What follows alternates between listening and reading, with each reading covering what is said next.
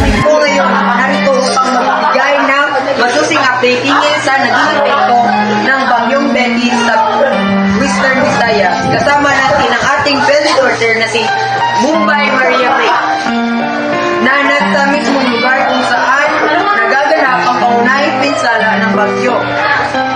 Ngayon, Maria May, kumusta na ba ang sitwasyon dyan?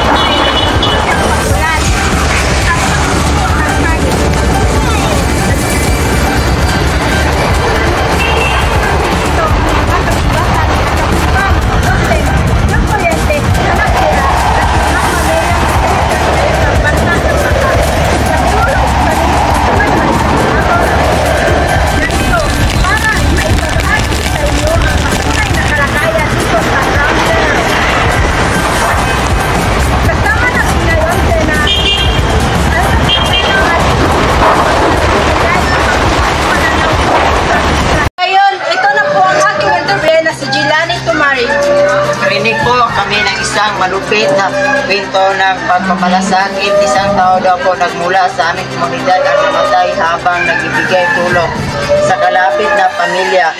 Nagdudulot daw lungkot sa aming lahat. Ito na po ang ating interview na si Jubilin Matos. Nagpapatuloy ng balita, subalit sa gitna po ng kanyang trahedya, naglabas po ito ng pagkakaisa sa aming komunidad. Nagtulungan kami para mabigyan ng tulong ang pamilya ng nasawing ito, mula sa pagkain hanggang sa temporary shelter. Magandang araw po sa inyong lahat. Ako po si Aliana Sinosa, nagbabalita mula sa Alert News. Maraming salamat, Maria May Bumbay. Patuloy po tayong magbibigay balita. Ayon sa National Disaster Risk Reduction and Management Council na NDRRMC, halos 77,800 individual mula sa Western Visayas ang apektado ng bagyong Betty. At ngayon, kasama po natin si Naika Villanueva na narito mismo sa isang evacuation center kung saan naliligtas ang mga residente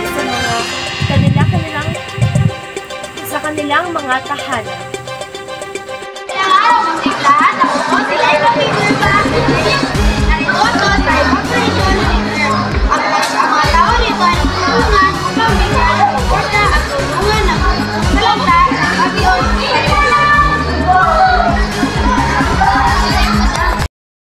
Aming sandigan servisyo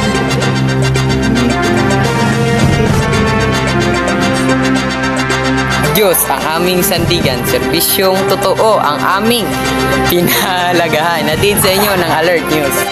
Diyos ang aming sandigan, serbisyong totoo ang aming pinahahalagahan.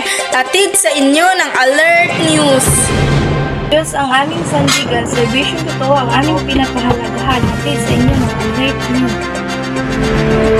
Diyos ang aming sandigan, serbisyong totoo ang aming pinahahalagahan. Hatid po sa inyo ng Alert News.